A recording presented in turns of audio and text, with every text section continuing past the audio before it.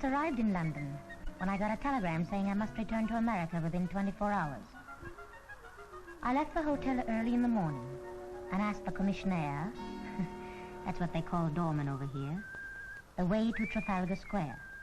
I wanted to walk through the streets to capture as much of the feeling and the mood of London as I could.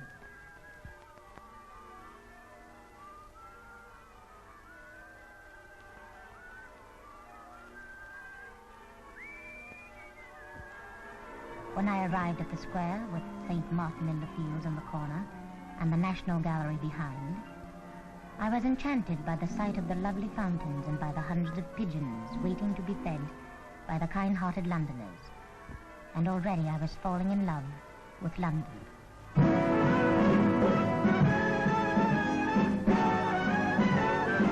I've got the world on a string, sitting on a rainbow, got the string around my finger.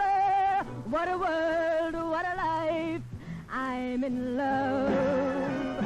I've got a song that I sing, I can make the rain go anytime I move my finger. Lucky me, can't you see, I'm in love. Life's a beautiful thing, as long as I hold the string.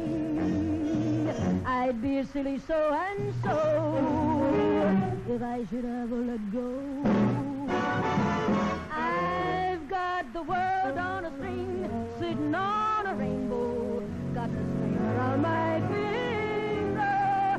What a world, what a life, I'm in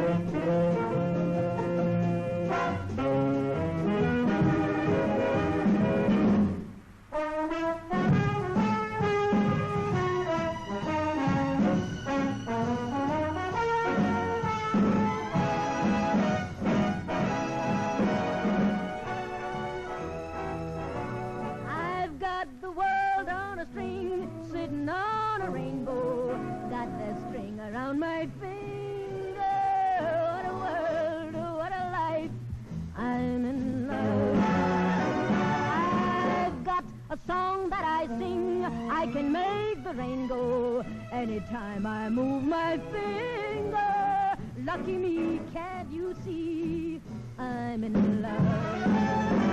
Life's a beautiful thing, as long as I hold the string. I'd be a silly so-and-so if I should ever let go. Got the world on a string, sitting on a rainbow, got the string around my finger. What a world, what a life, I'm in love.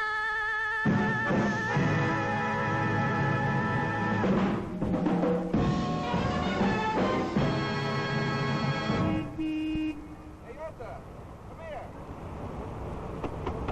Wayne Morris. Come here.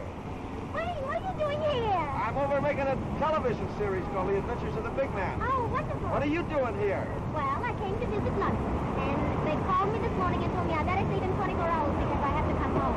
Oh. And I want to see as much of London as possible. Well, be my guest, baby. Get in. God, wonderful. Wayne Morris. Was I surprised to see him right in the middle of Trafalgar Square? So off we went, driving through the winding streets of London in a 25-year-old Bentley, finally winding up amongst the old warehouses along the Thames.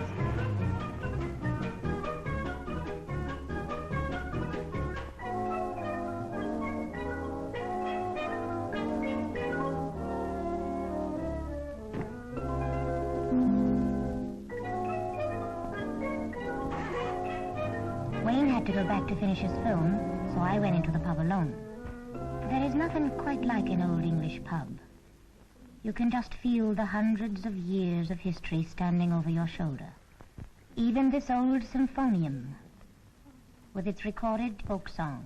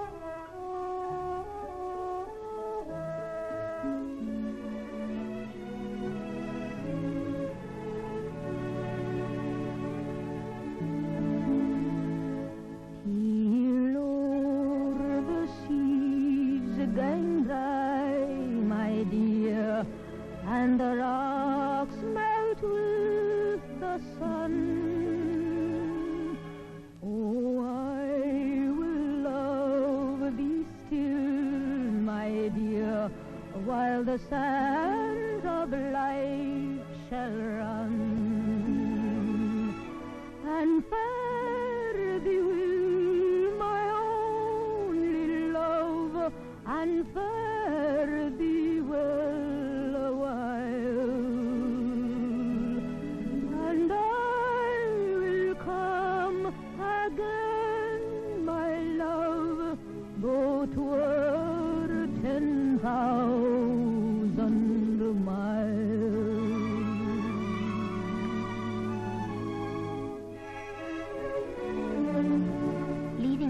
I left a memory behind.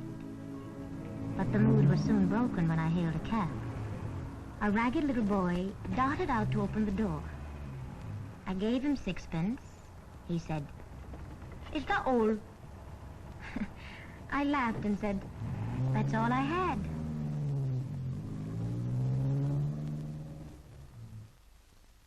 On the way back to the hotel, I stopped to watch the changing of the horse guards in Whitehall.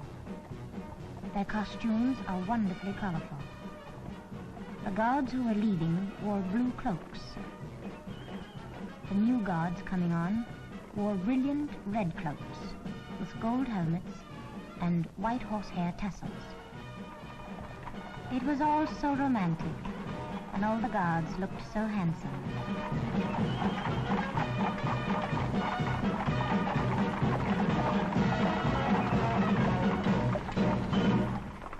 I had been invited to tea by the captain of the guard, but unfortunately I had no time.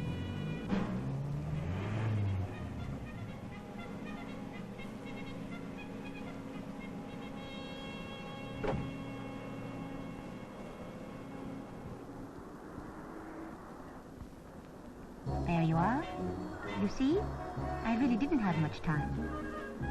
Now I asked the commissionaire the way to the London Bridge that I remembered from my nursery days. He called a cab for me and off I went.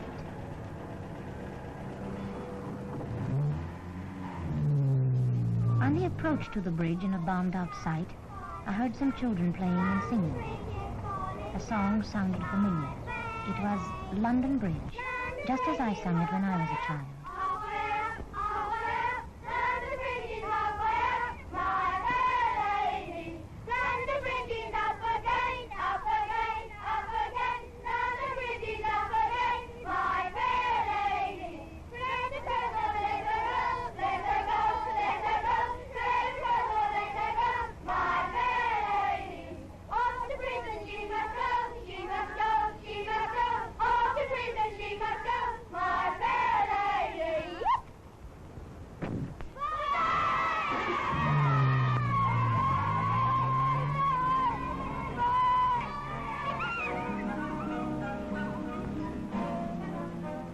The cabby to stop in the middle of London Bridge, and as I looked east, down the Thames, there in the foggy distance was the famous Tower Bridge.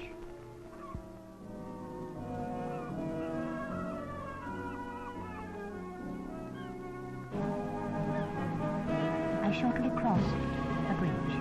Next, I had to see the Tower of London.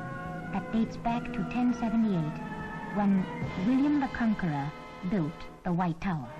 I fell in behind the sentry wearing those high busbies. How they could see, I could never figure out.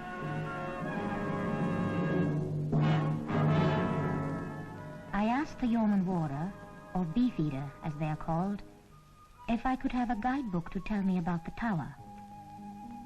He pointed out where they were available, and off I went looking for history. Wandering through the gloomy stone rooms, you could just feel the ghostly presence of the medieval queens and princes. To this lonely room, Anne Boleyn, the second wife of Henry VIII, was dispatched. Sir Walter Raleigh, too, was held here, as was the young Elizabeth, until she was let out to become Queen Elizabeth I. This Anne Boleyn, what was she like?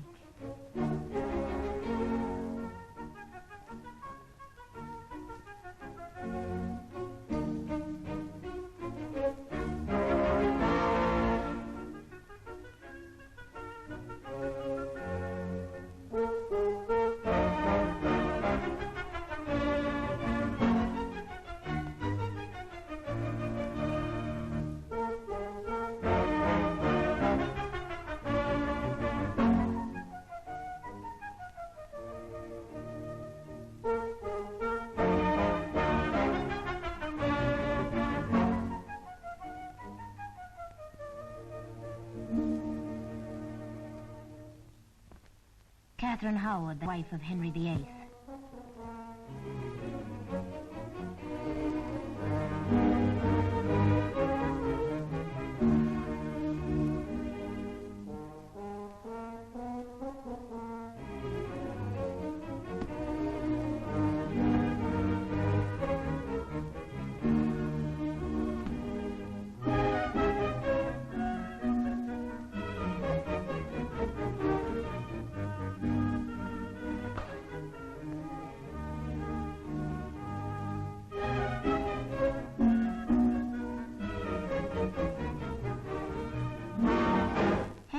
What every sensible husband would do under the circumstances.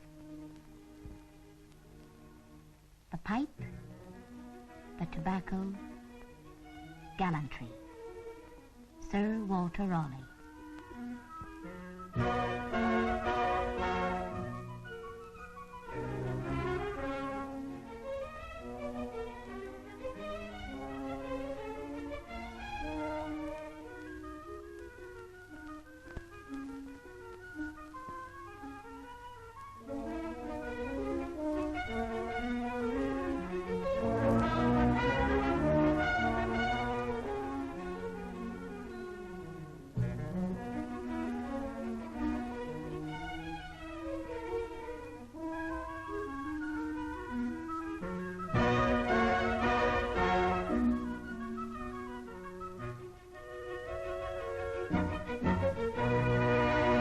It was Queen Elizabeth for whom Sir Walter Raleigh spread his cloak.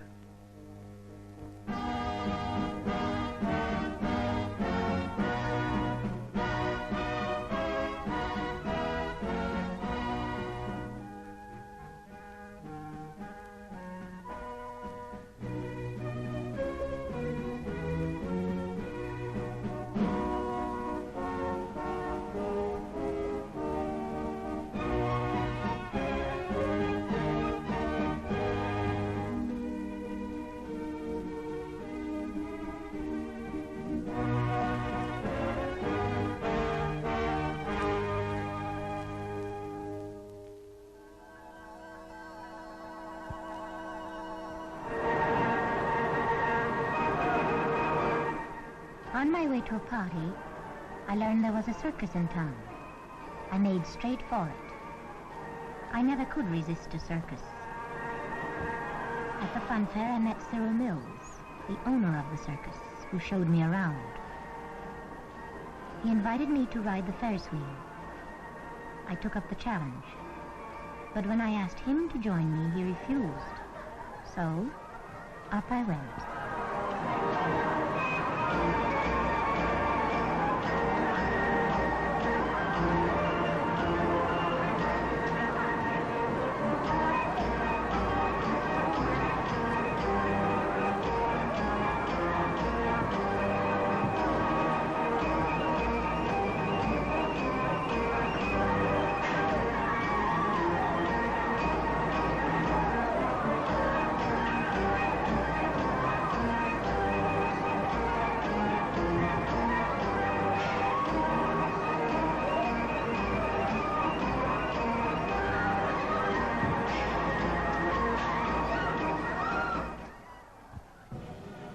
Mr. Mills took me backstage, which for me is the most exciting part of a circus. He showed me his wonderful white horses, and then we came to an extraordinary horse called Napstripper. The spots aren't painted on as they appear. These are their natural markings. Mr. Mills said they were the only ones in the world. After we left the stable run, we went back to the spot where the grand parade came back out of the center ring. Here were the horses and a whole family of elephants. Papa, Mama, Big Sister, and Big Brother. Or Sister and the little brother, and the littlest one. And even still the tiniest. One of the clowns scared me half to death, but we had a good laugh over it.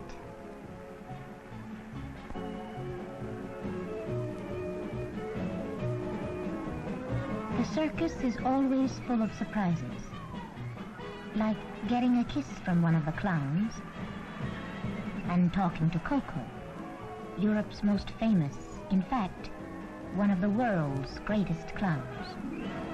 It was delightful talking to him. Then I met the tiniest little woman riding the tiniest little horse, and she gave me the tiniest piece of sugar to feed him with.